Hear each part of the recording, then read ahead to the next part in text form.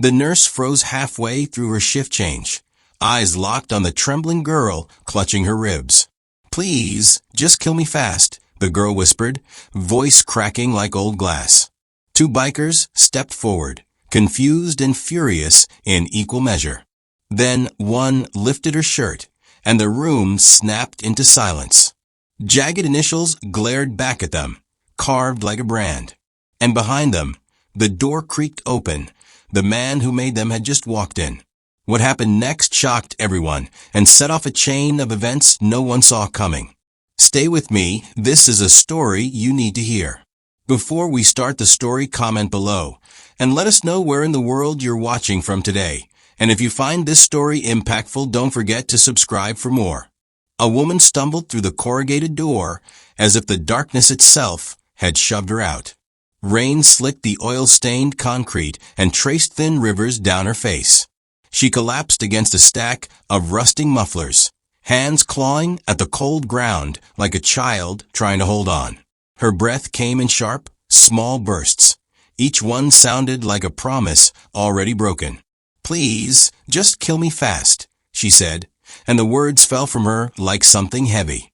Christian was the first to move. He had the sort of calm that came from years of carrying other people's anger like a shield. He knelt beside her, without touching at first, eyes quick and searching for the worst thing he already feared. Jacob hovered behind him, a soldier's posture under a biker's cut, ready to act before thinking. The woman's hands trembled as she pushed at her shirt. The act was almost ritual, a slow, deliberate pulling up that looked more like surrender than courage. For a second, nobody in the room breathed. The naked skin under the fabric was a pale map of pain and fire. Two letters, blackened and raw, burned into the soft side of her ribs. Letters shaped by a heat that had not belonged to a human hand so much as a branding iron. The light from a single hanging bulb flickered over them, and the room closed tight around that brand. Jacob's jaw went hard. Christian's hand found the chain with the thin cross that lay against his own chest. He'd worn it the morning his sister disappeared and never taken it off since. That chain felt suddenly heavier than iron. "Who did this?" Jacob asked, voice flat but breaking at the edges. The woman's eyes were wide, glazed with a distance that made her seem half a memory. He wanted them to know," she whispered. "I wanted her to know. Told me to make sure they saw it." Christian's mind folded through years of enemies and old grudges, through names that had been promised dead and debts stamped paid. The letters were not random. They were a signature, a threat carved into flesh, so the world could read it plain. Someone laughed then, a short, bitter sound from the back of the room, but it didn't reach anyone's mouth as humor. It landed like a stone. For all their outlaw rules and rough code, the bikers around the bench felt the old, familiar knot, the sense that someone had punched a hole straight into their past.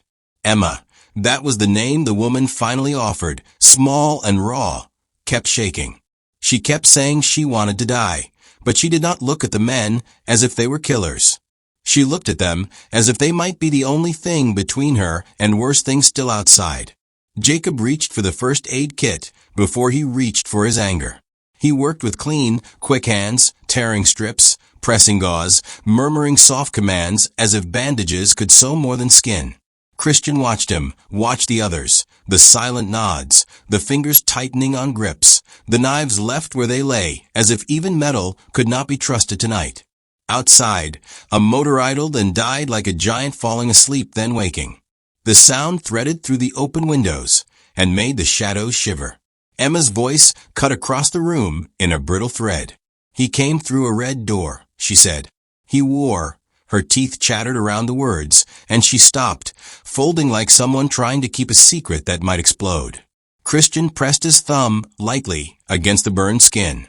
The initials felt hotter than the room, as if the memory of them still burned. "Who?" he asked. Not loud. Not the roar of accusation. A simple, clean question. A sound from the far corner, someone scraping a cigarette from their pocket. The tiny metallic click became a chorus of small noises. Nobody answered. Nobody could. because inside the name that the letters spelled was everything they'd sworn never to return to. Emma's eyes darted toward the workshop door as if it had become a mouth. Her lips moved. He said he'd be back. He said he'd come in where it was safe. Her voice broke and she swallowed something like a scream. The metal door at the back creaked. It was the kind of sound that came when something heavy and deliberate pulled itself into place.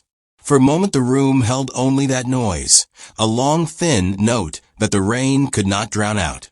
The shadow at the edge of that doorway did not hesitate. A man stepped inside with the slow, casual gait of someone who had been invited. He was dry where she had been soaked.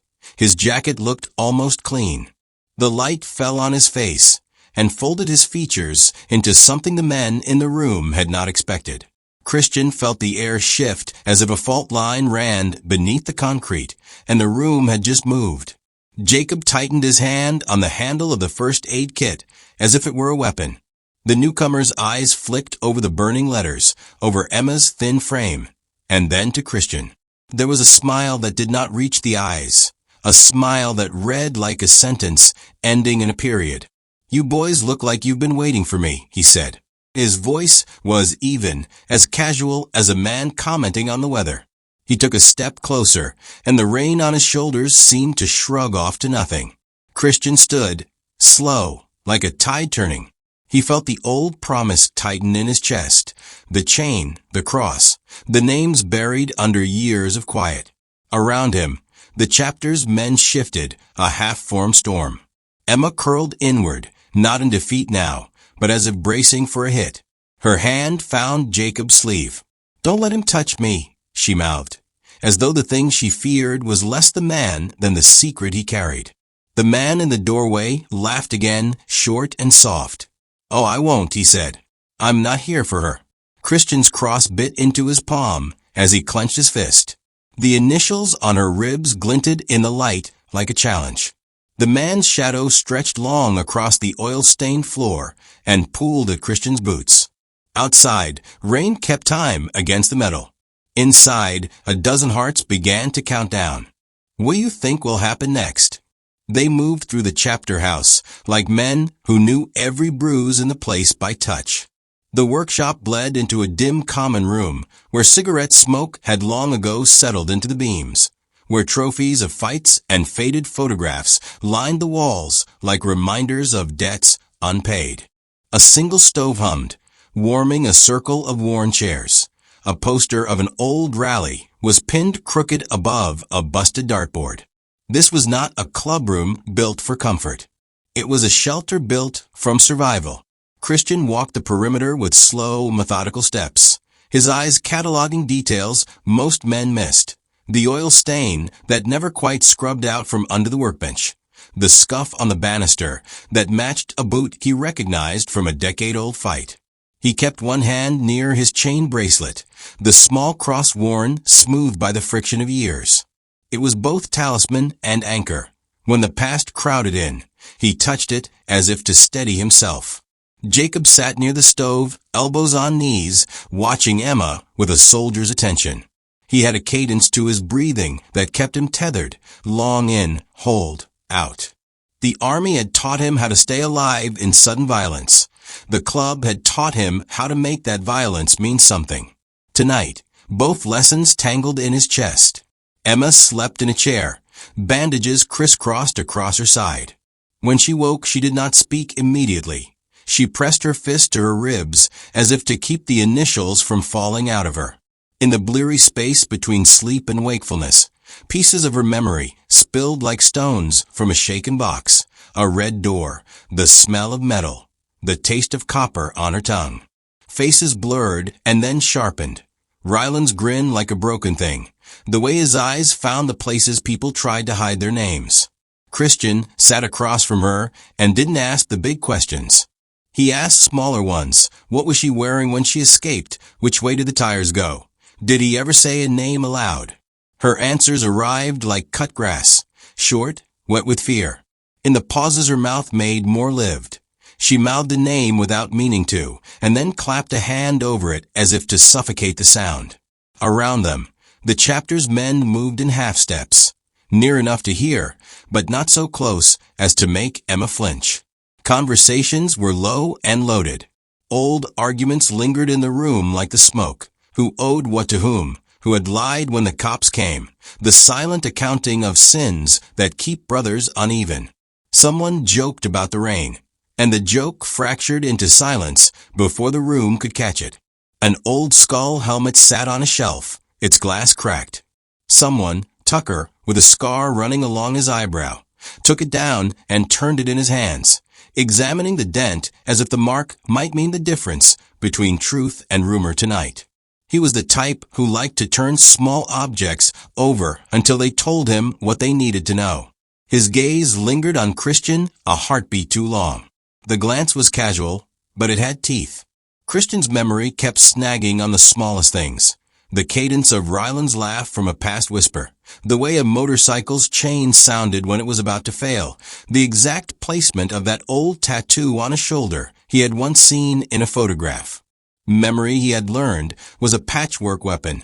Pull the right thread, and the whole fabric came apart. Emma's story threaded into the room, like a current finding an exposed wire. She'd been taken from a parking lot months before, she said, dragged into a van that smelled like engine oil and bleach. Ryland had been there, a shadow with a face. But the thing that made her freeze, what made her beg for death, wasn't the violence itself. It was deliberate cruelty. The initials, carved where anyone could see them. He did it for a message, she had whispered. Not for me.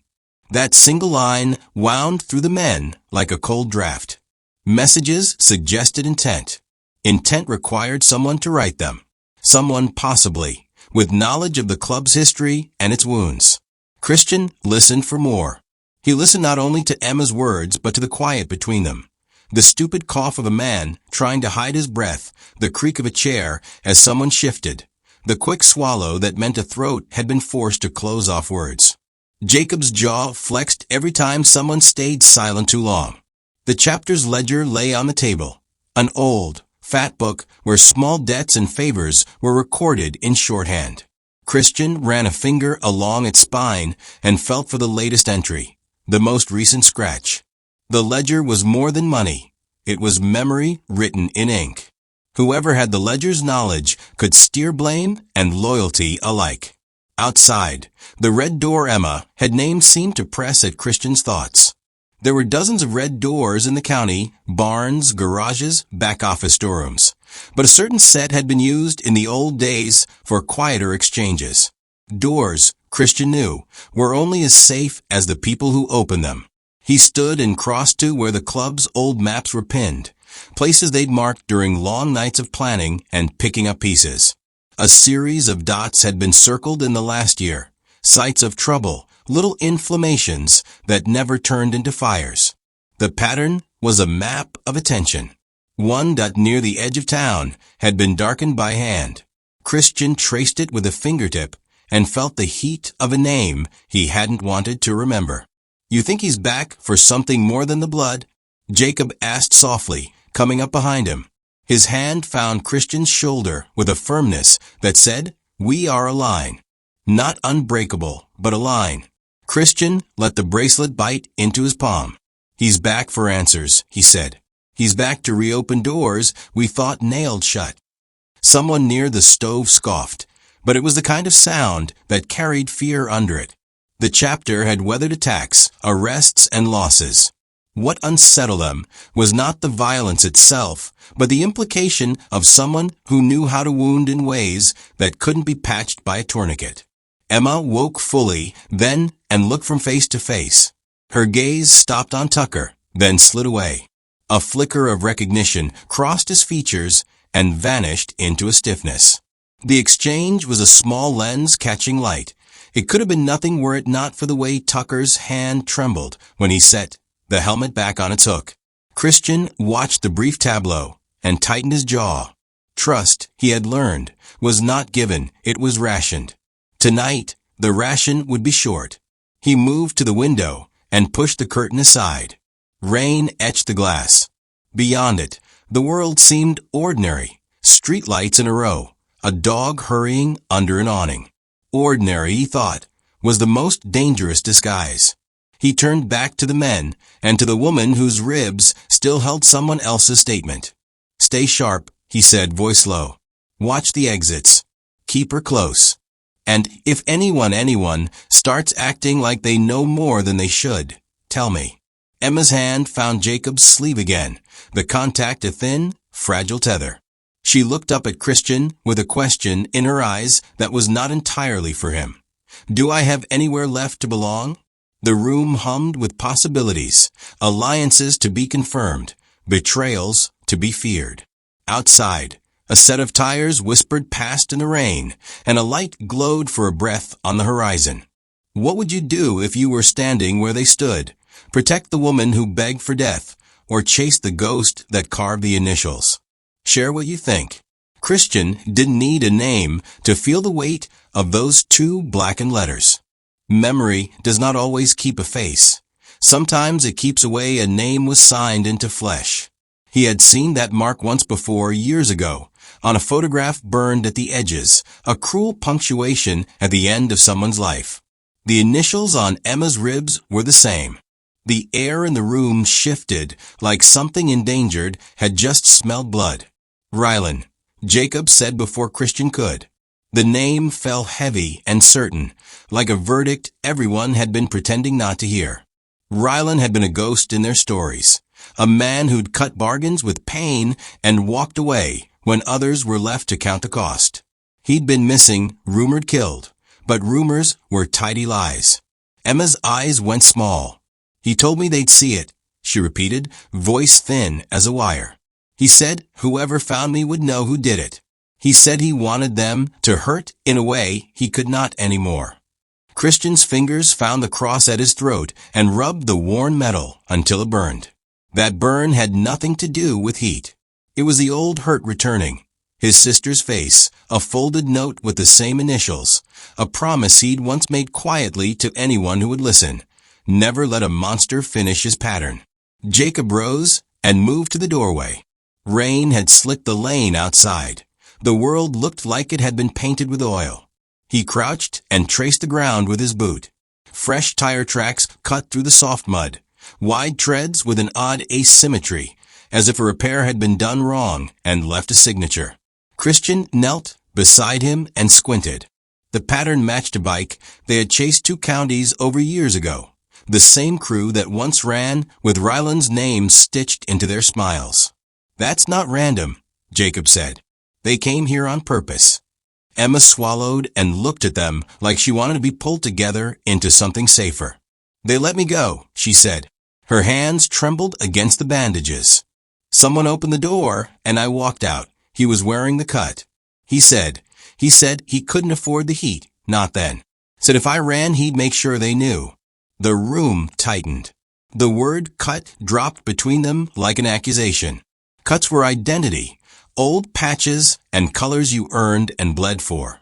If someone in a jacket had helped Rylan, then the enemy had a key to their rooms, to their routines and wounds. Christian stepped back and looked at the men around him. Faces hardened into lines of suspicion. Men who'd been brothers for years now examined one another like strangers checking for a scar. The ledger on the table, a thing they used to count favors and grudge, felt suddenly insufficient. Some debts were not economic. They were moral and bloody and could not be balanced with ink. "We close down," Tucker said, his voice a rasp. "Lock the doors, sit on the radios. Nobody moves without the patches say so." Tucker's hands were steady, authoritative. But Christian saw his hands shake anyway, the slight quiver at the wrist that betrayed nerves. He made a mental note. The smallest tremors often told the truest stories. Emma's breathing hitched. "He left a mark," she whispered. "Not just the letters. He left something folded into my jacket metal. I threw it in the trash when I ran." She forced herself to remember. It felt like a patch rivet, like the ones you use to fix the cuts. Christian moved to the trash bin and turned it over despite the protests of men who wanted to protect the scene. A crushed cigarette pack, a torn napkin, a small square of leather with a jagged hole. the kind you get when you pry a rivet out with a screwdriver. Christian held it up by the light and saw, faint against the scuff, a stamp he'd only seen once before, the same manufacturer's mark they used when patching their own vests. Someone had used a tool from their own world. "You're saying one of us," Jacob started and stopped. He hated the sentence even as he spoke it. Inside the word was betrayal, an uglier animal than any rival. Emma's face contorted. She wanted to explain how she'd been told to hand the message to them, how Rylan had laughed when she cried, but the details clawed at her like a restless thing. She managed a single line that landed like a stone. He knew where to cut, so it would show. He knew how to make sure you'd read it. A low murmur passed across the room. If the enemy could manufacture pain that delivered meaning, then the whole fight changed. It became less about chasing a man and more about asking why anyone inside their world would give him the map. Christian stood and walked to the board where they kept names, old grudges, old friends, people who'd been useful and dangerous. He ran a hand along the edge until it stopped at a name with a little notch beside it. Rylan. Someone had crossed that line. Someone in their orbit had decided to reenact ghosts for reasons Christian could not yet fathom. Outside, a faint knock tapped the metal door 3 times, measured, deliberate. The sound had a rhythm the chapter knew too well. 3 quick, careful knocks they used to call for parley years ago. It was the kind of ceremonial knock that came with rules. Tonight, it sounded like a gauge reading went wrong, because the knock was meant for friends, and they had no friends at their threshold. "Who is it?" Christian called, masking a tremor. A voice answered, low and practiced. "I'm just a traveler looking for shelter." The reply could have been anything, an actor's line or a liar's excuse. But the cadence of that voice threaded straight past Christian's defenses and latched onto something colder, an ease that does not belong to a man begging refuge. Jacob's hand hovered toward his gun, then froze. There was a rhythm to how they did things. You gave the safety of the patch more weight than the life of a stranger. You did not open for the curious. But they were also men who owed debts and who sometimes let mercy be their mistake. Tucker, who had been silent until now, slammed his fist against the table. "We don't open. You don't get to come in and use our rules against us." The man outside laughed softly, not mean, but amused. The sound was familiar, too smooth, an ease earned by repetition. "Suit yourselves," he said. "But it's awfully cold for people who like to keep others warm." Christian felt the room tilt. He looked at Emma, at the initials that burned at her ribs, at the trash with its stolen rivet, and at the men who were now trophies of suspicion. The knots in his chest pulled taut, threads of old promises, of a sister's name, of nights that ended in sirens. He made a decision like a blade sliding into a sheath. They would not let this be a simple rescue. Not tonight. Not while someone wore their colors and handed their enemy a map. "Keep the doors locked," he said. "Watch the windows. And somebody finds out who knocked without answering." The knock sounded again, 3 hollow notes. It was a promise and a threat, the bookend of a beginning. What do you think of this twist? Did you see the possibility of betrayal inside the club, or did it catch you off guard? The second set of knocks came harder, 3 blunt, measured strikes that rattled the metal like a hammer on a coffin. The clubhouse held its breath as if inhaling would give the sound oxygen. Christian's eyes narrowed into slits. He stepped to the door, palm against cold, corrugated steel, feeling the tiny, impatient thrum beneath it. Whoever was out there knew the rules. Whoever was out there was playing them. "Don't open it," Christian said, his voice soft but absolute. It had the weight of habit, orders given when choices had to be narrowed. Jacob moved to the far window and peered through the rain-blurred glass. The lane was a smear of neon and mud. Beyond it, an engine idled in the dark, like a beast waiting for permission. "Call him out," Tucker muttered, the word bitter. He spoke from a place that had nothing to do with strategy, too much like personal hunger. Tucker had been a fixture in the chapter for years, but tonight even his jokes had a hardness. A voice answered from the other side of the door, calm and practiced. "I'm just a traveler. Look, I don't want trouble. I only need shelter for the night." Christian's fingers went to the cross at his throat. "What's your name?" he called back, keeping his tone deliberately level. "Name's Reed," the man said. "Reed Marlowe. Passed through twice before. Remember me?" The room held a collective hitch. Reed Marlowe, gone months ago, swallowed from the streets like a missing tooth. Men had argued he'd taken his cut and run, or that he'd been grabbed by cops. A few said prayers, some shrugged him into a tall tale. No one expected the missing to knock back. Jacob's jaw worked. "If that's Reed," he said, "then he's lying." "Maybe he's not," Tucker said too quickly. Christian watched him. Tucker's fingers drummed against the table. They were not the steady taps of a man whose story fit neatly into other people's narrative. They were the staccato of someone trying to count down before a confession. Christian hissed a single breath through his teeth. "Reed, if you've come to trade stories, say them now and leave. If you're with them, you won't get a second." The metal door thrummed. "I came to warn you," Reed said. "Ryland's not working alone anymore. He's got someone who knows your schedules. Says he wants to finish what he started." The name landed like a stone. Emma flinched in her chair, bandaged fingers curling into a fist around the fabric. "He said that," she whispered. "He said he wanted the message to be found where it would hurt." Tucker's face went a shade paler. The cigarette he'd been holding died in his fingers, as if someone had pinched the flame out. Christian watched him the way a hunter watches an animal limping. Anything off could mean disease. "Show yourself," Christian said finally. "We don't open for threats. We don't invite people who bring our ghosts back." There was a pause long enough to be a decision. Then a shoe scraped against the metal. An impatient human sound. The door shuddered. Christian took a step back, hand hovering where he could draw a weapon if needed. A second later, a thud sounded from the side wall, a muffled practice blow, and a small, crude hole spat light as someone shoved a crowbar into the earth beside the building. Two figures moved at once in the gathered rain, one pushing through a breach, the other running a rag over his sleeve as if smoothing away fingerprints. The man who entered first was wet and grinning, the kind of grin that had been rinsed clean of conscience. He pulled his hood back, and for a moment the light revealed nothing more than a stranger's face.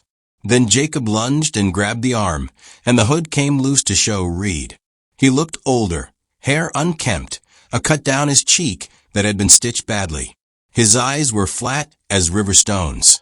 "Reed," someone breathed, an involuntary syllable that sounded like grief.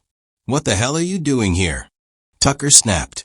His voice split between accusation and barely contained relief, as if Reed were both villain and savior in the same pulse.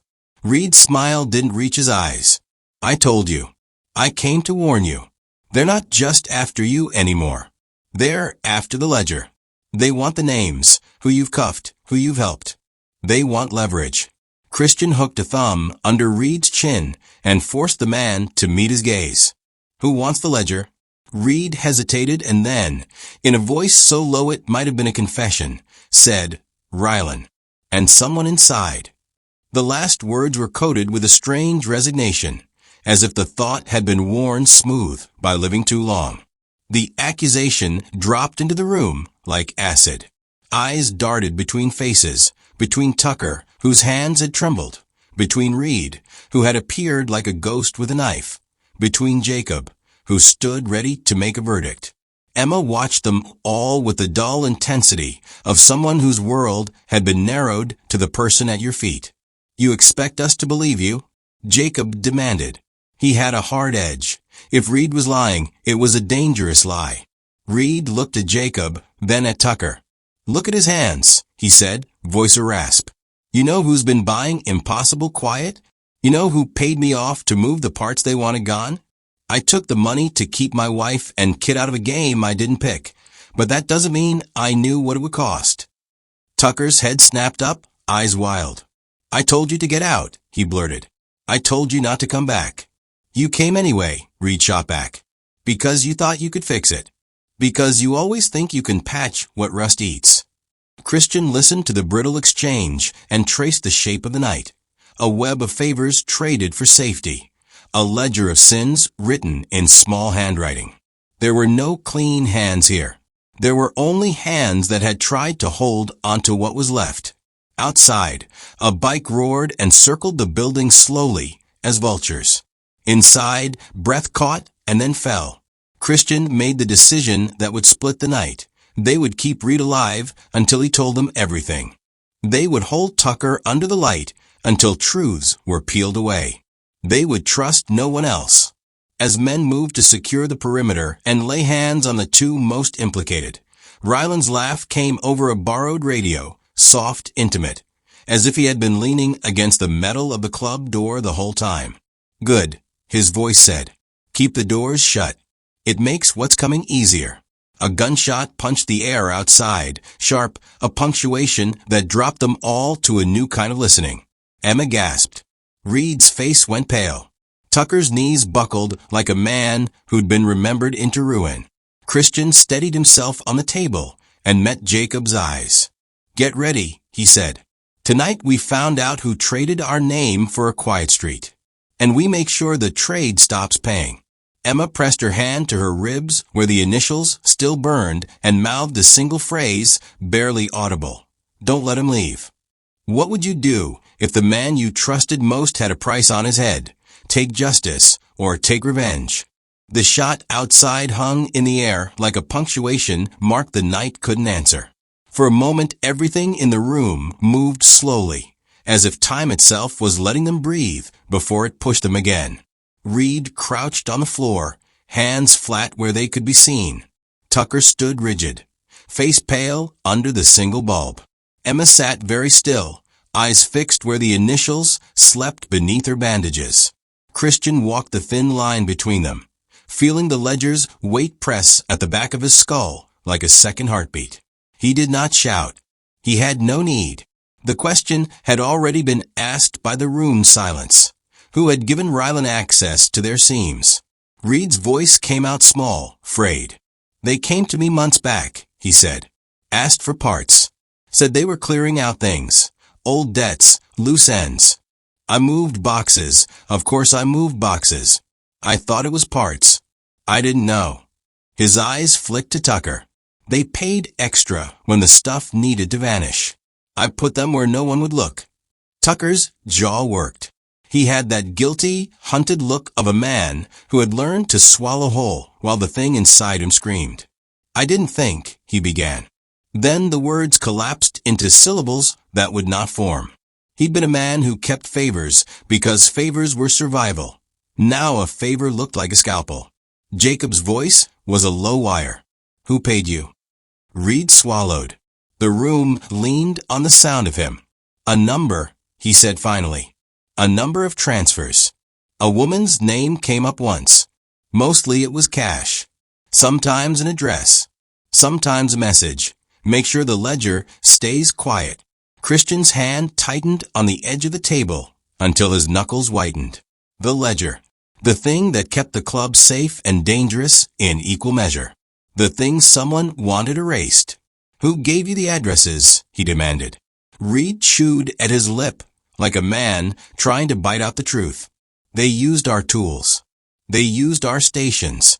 Whoever planned it, they knew how to make our patch look like the path." He forced a laugh that had no humor. "If I'd known the letters, I swear, I would have burned the parts myself." Tucker's mouth opened, closed. He glanced at Christian, then at Jacob. The tremor in his hands grew smaller and then bigger, like a tide reluctant to choose. "I didn't think they'd," he started.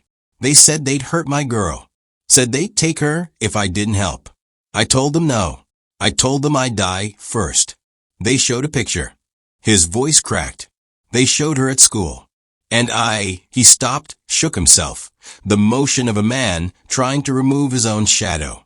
Silence dropped like a curtain. The room filled with the small noises of people trying to pretend they weren't breaking. Christian's chest felt like a drum being struck slow and hard. His mind walked back to a memory so sharp it might be wound. His sister's laugh, the way she'd braided her hair, the night she'd vanished and left only his promise, and a chain that had stopped being jewelry and became a vow. He remembered how fear rearranged morals into something serviceable. He remembered men he'd seen buckle under pressure and still ask for the mercy of being allowed to explain. He had vowed to stop monsters with monsters. Now he was face to face with the fact that monsters came disguised as ordinary bargains, the quiet trades a man makes for the sake of a child's future. Emma's voice was thin when it came. "They used a child," she said. "He told me the same once. He said if they took something, they'd take someone else next. He said the ledger would save them. We were the ledger." The admission hit harder than any bullet. "He made me memorize where the names were. Told me one slip, and they take more." She curled her fingers tight as if holding the memory in place. Christian saw Tucker then, not as an enemy first, but as a man with a picture held to his face and a choice hammered into him. He saw Reed's face, the hollow worn into a man forced to pawn off his integrity for rent. The betrayal cut, yes, but below it was a shape he recognized. Fear dressed as bargaining. Jacob moved closer and steadied Tucker's shoulder with a single palm. "You put your kid first," Jacob said, not soft but factual. "That's what people do. It doesn't excuse the rest." Christian swallowed, the cross at his throat catching under his tongue like a second question. He thought of his sister's empty bed, the way promises had hardened into weapons. The temptation to punish first and ask later was a muscle he'd spent years exercising. But tonight the edge felt different, razor sharp and also blunt, because the line between traitor and survivor had been smeared by fear and blackmail. Tucker's voice came out like gravel. "I didn't know about the initials," he pleaded. "I didn't know he'd carved names. I just moved boxes. I thought if I could keep them quiet, they'd leave my girl alone. I thought I could bargain for a life." He looked at Christian with the rawness of a man who had walked into the dark and found the monster both outside and inside of him. "I hate what I did," he said. "I hate it every hour I breathe." The room itself seemed to take a breath and hold it. Reed's jaw worked. Emma's hands trembled. Jacob's face set like cast iron. Christian could feel the shape of the decision pressing into him. Whether to make Tucker pay the way betrayal demanded, or to find a way to turn this wound into a weapon against the real enemy, Rylan. There, in that held space, Christian remembered the promise he'd made the day his sister disappeared, that he would not let the pain of one loss be duplicated on another person's body. Not because he was soft, but because mercy sometimes made better soldiers than wrath. He slid his fingers along the chain at his neck until the cross pressed into his palm, grounding him. "Lock everything down," he said at last. His voice was low, but carried the irrevocability of a man who had chosen a plan. "Tucker, you stay where we can see you. Reed, you tell us everything, names, addresses, times. Emma, whatever you remember, say it. Jacob, get 2 men on the lane. And somebody tell me where Ryland thinks he hid his pride." He looked at Tucker once more, not with the flatness of state justice, but with the fatigue of a brother who'd seen what fear could make a man trade away. "You betrayed us," Christian said, "but you didn't bargain for the scale of what he planned. That doesn't let you go. It means you stay, and you help us undo the thing you started." Tucker nodded like a condemned man who'd accepted the sentence that let him live. The room began to move with purpose. Less the chaos of accusation now, and more the mechanics of a remedy. Outside, the rain steadied. Inside, men readied themselves to take back what had been stolen. Emma rested her head against Jacob's shoulder and closed her eyes. The initials under her bandage were a map of everything that had been taken and everything they still had to find. If someone you loved forced you into a terrible choice, how far would you go to protect them? And when does protection become betrayal? They moved like a single machine, no wasted steps, only the cold economy of motion, honed by years of doing hard things fast. Christian's order was a breath. Lock the seams, post the watchers, keep her safe. No one argued. Their faces were maps of choices already taken. Outside, rain turned the lane into a mirror that reflected nothing useful. Then the world lurched. A charge slammed into the east wall with the sound of metal being rewritten. Concrete dust fell like gray snow. A second later, a battery of flashbangs detonated in the breach, sending a white fever across the room. Men coughed and stumbled. Boots skidded on slick oil. The smell of burned wiring and gun smoke cut the air. Whoever wanted them had decided the rules no longer applied. Christian swallowed the sting of the flash and moved forward on instinct. Jacob shoved Emma behind a workbench, using his body as a screen. "Stay down," he barked, his voice a gunshot itself. She folded like a thing saved by touch, eyes wide but steady against the chaos. Shapes poured through the hole, masked, armored, fast. They were not careful. They were hungry. One of them slid a knife across the throat of a lamp in the corner, plunging the room into a staccato of light and shadow. For a breathless second, everything felt like it was underwater. Muffled, dense, full of pressure. Christian met the first man, and they collided in a tangle of leather and breath. Hands found helmets, teeth flashed. The metallic sweet of blood filled the air. He felt a fist rake across his cheek, tasted iron, and answered with a wrist lock that snapped the attacker to the floor. The fight was brutal and plain. No theatrics, only survival. Jacob moved like a wedge between Emma and the nearest threat, torching a man's forearm with the butt of his rifle when the figure rose. Sparks flew as two bikes slammed into the workshop through the side door, Ryland's signature entrance. The leader dismounted like a man who'd rehearsed being terrifying and then made it real. Ryland's silhouette cut the smoke. He walked with the languid grace of a man who knows the terror he inspires. He didn't raise a gun. He didn't need to. He smiled as if greeting an old acquaintance.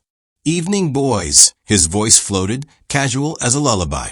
Christian's blood turned something colder. He barreled toward him through the melee.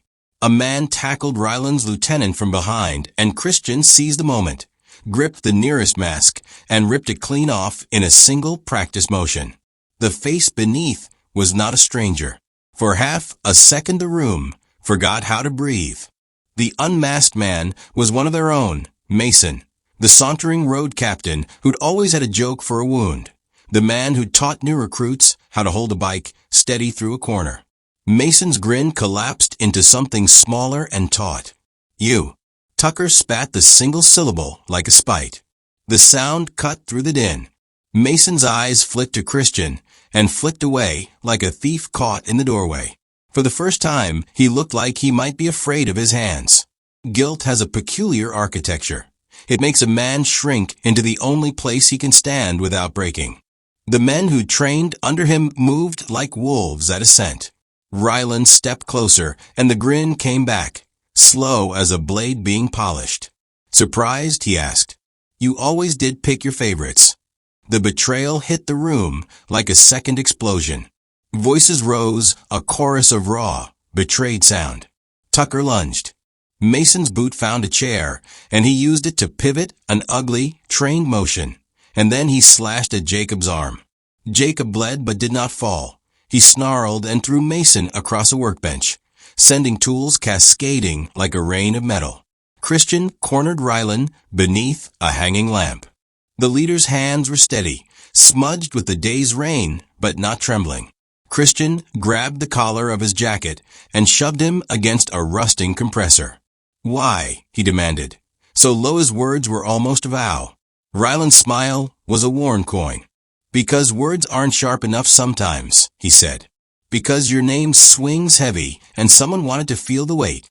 He tilted his head as if studying Christian's face for a memory. "And because some debts can't be paid in cash."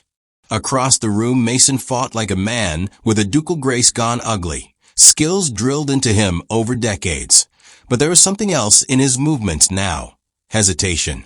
A betrayer's strikes never have the clean cruelty of a hired hand's. They carry the tremor of belonging, which makes them clumsy. Jacob saw it. The way Mason's blade hesitated when it passed a brother's face. The way his foot faltered when one of them cried out. In the middle of the maelstrom, Emma broke free for a heartbeat and darted toward the smashed ledger on the table. Her fingers found papers scattered like still birds. She snatched one and held it up. The flashlight hit the ink. Names, numbers, transfers. Reed's handwriting. A smear of something that could be blood or oil traced a line through an address. She mouthed the name aloud, one that had been whispered earlier and had lodged like a splinter. Mason's number. Christian heard it and felt the room shrink into a single point of clarity. Mason was not acting alone for money alone. He'd been the conduit, the man who'd given Ryland the map and the schedule. The ledger confirmed it. Ryland laughed, a soft thing that sounded like broken glass. "You're clever," he said to Christian. "You always thought you could stitch the pieces back together. But some seams need to be ripped open." Christian struck like a man who has been learning to turn pain into purpose for years. He knocked Ryland off balance, twisted a hand into the man's jacket until the leader choked on his own breath. Men closed in, binding Ryland with zip ties and chains they use for bikes. Reed, who'd been held near the wall, wavered between the fury of exposure and the relief of truth told. Tucker's face was a ruin and a kind of absolution all at once. Mason tried to flee through the smoke and the broken portal, but Jacob threw a chain and snagged him by the collar. The two wrestled in a raw tangle on the oil-streaked floor until Jacob's knee pinned Mason's chest. Up close, Mason's eyes were a flooded ruin. "They had my girl," he said at last, voice ragged, as if the sentence cost him something essential. "They had her in a picture. Said they'd take her if I didn't." Christian pressed his forehead to Mason's. "You gave them the ledger," he said. "You chose the ledger over your child." Mason's shoulders shook. "I thought I could fix it. I thought I was smart enough." Outside, sirens wailed faint in the distance, either a real threat or the echo of one. Inside, men breathed, some with the shallow tremor of those who had been saved by will, and others with the heavy, iron hush of those who had been betrayed. They secured Ryland alive, not because Christian was merciful, but because he needed answers that only Ryland could give.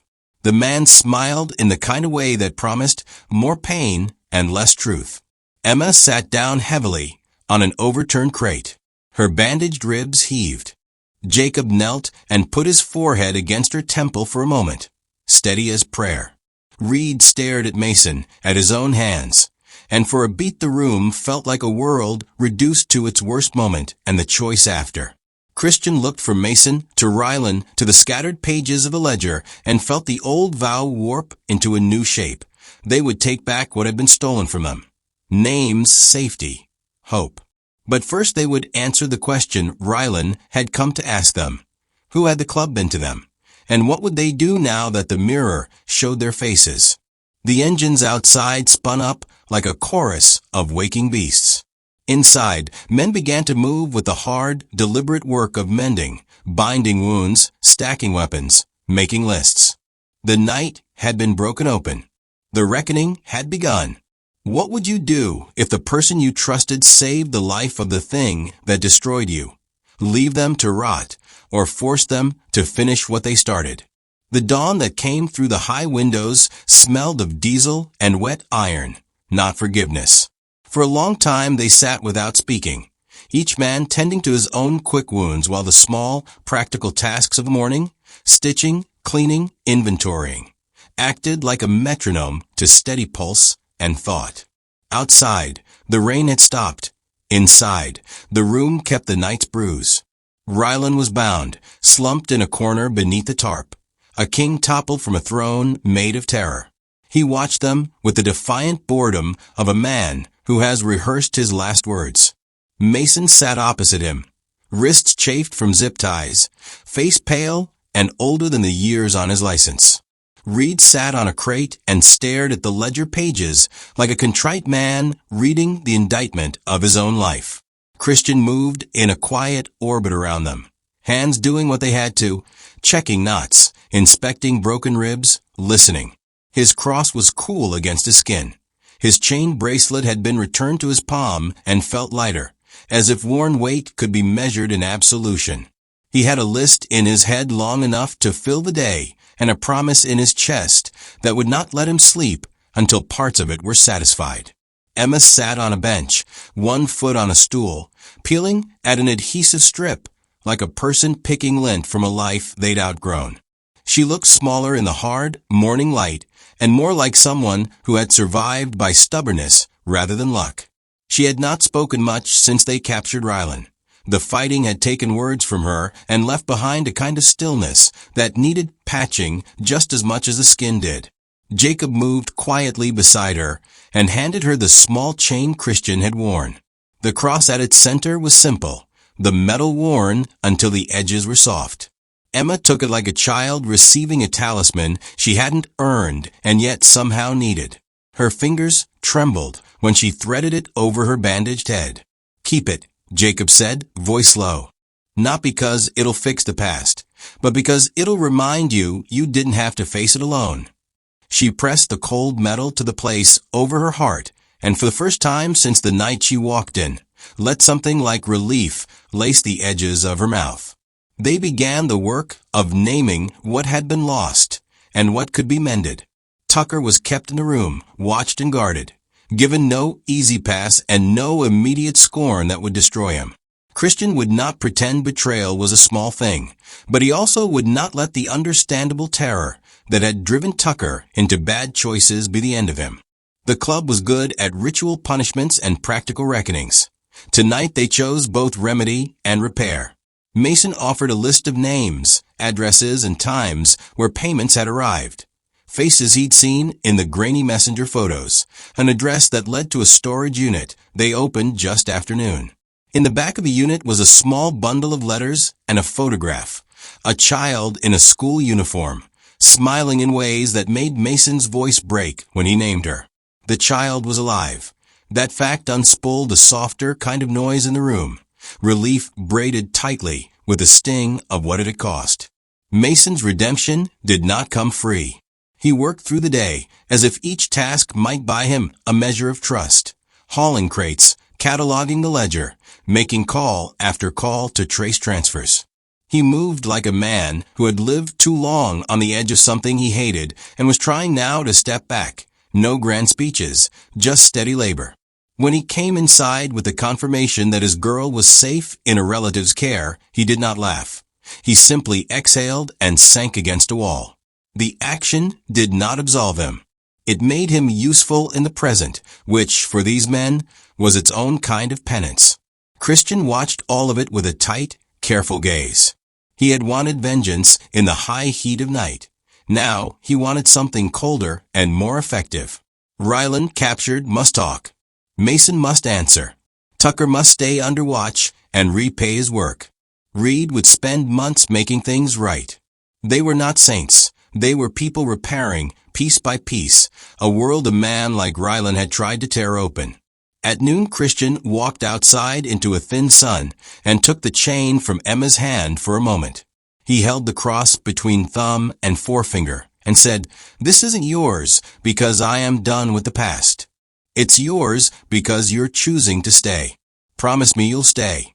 Her nod was slow and certain, a contract signed without ink. Later, he returned to the tarp where Rylan watched them with glassy eyes. Christian sat on a crate opposite him and waited for the man to speak.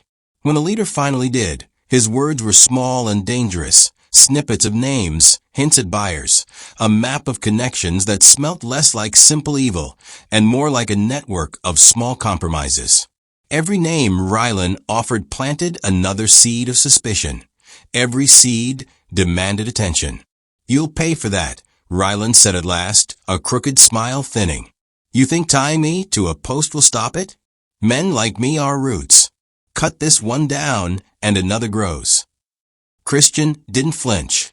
"We'll cut every root you show us." His voice was a blade not of hatred, but of method. He needed Rylan to be useful. He needed information, not martyrdom. The day folded into a slow evening. Men took turns at watch. Someone burned the torn pieces of leather they found in the trash. Emma sat with Reed for a long time and asked questions that were practical. Where did they hide things who'd paid? When did the payment stop? Reed answered in small truths that tasted like regret. When they finally allowed themselves a night of quiet, Christian walked alone down to the rusting bikes lined like tired beasts, and for a while leaned his forehead against the cool metal of his own ride. In the faint hum of his engine, he measured the cost of promises and the weight of symbols. He had not yet found his sister.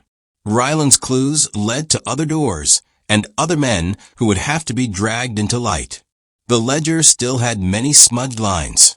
But for the first time since Emma had stumbled in asking for death, the chapter felt like a living thing again, wounded but choosing to keep breathing. Emma slept that night with the cross warm on her chest. Jacob kept the first watch. Mason's daughter would be found and brought back within weeks. Tucker would work off his betrayal with time and labor. Reed would be given a chance to stay and make reparation instead of being hanged by a quick verdict. Christian stood at the doorway and watched his men, flawed, guilty, fierce, and felt, against everything he had believed in the heat of the first hours, that mercy could be a type of justice, not the soft kind, but the practical, hard kind that rebuilds the thing fear tried to crush.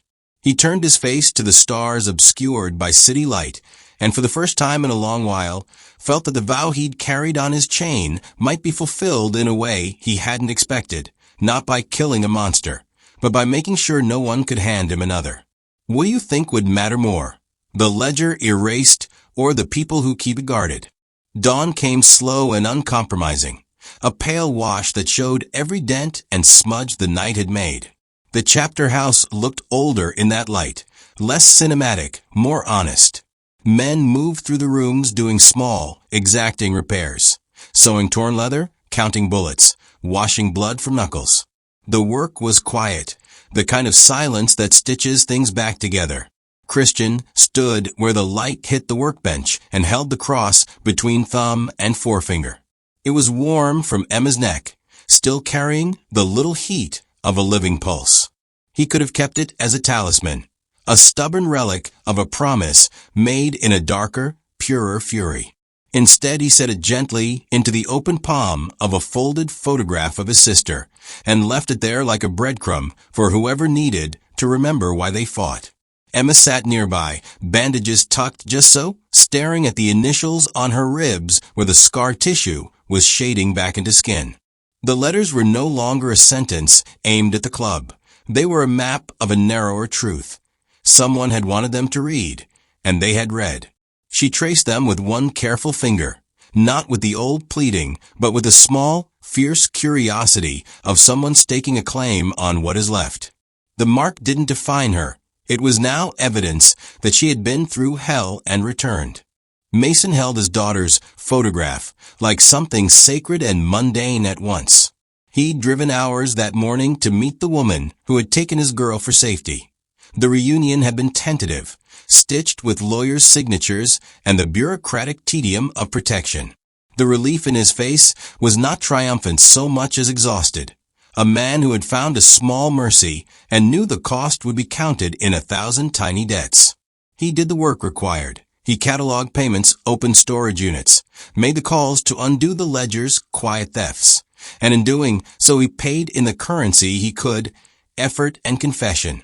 Tucker moved slowly, hands steadying on tasks he had never been asked to do before. He cleaned tools, sorted records, and met eyes when men checked on his progress. There were no easy absolutions. Each nod of approval was earned. That night's betrayal had not been a single act of malice, so much as a long, crooked chain of fear and calculation.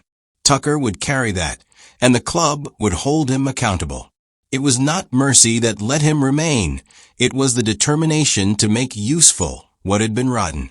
Reed, who had arrived like a ghost and stayed like a wound, cleaned the ledger pages with practiced care. He spoke in small, useful truths, names, call times, the pattern of transfers. Each confession he offered was a brick added to their ability to fight back. He did his penance in plain sight, which is sometimes the only true kind. Christian watched them all and felt, with the old painful clarity he'd learned to accept, that silence had been their enemy long before Rylan arrived. Silence lets doors close and rot in the dark.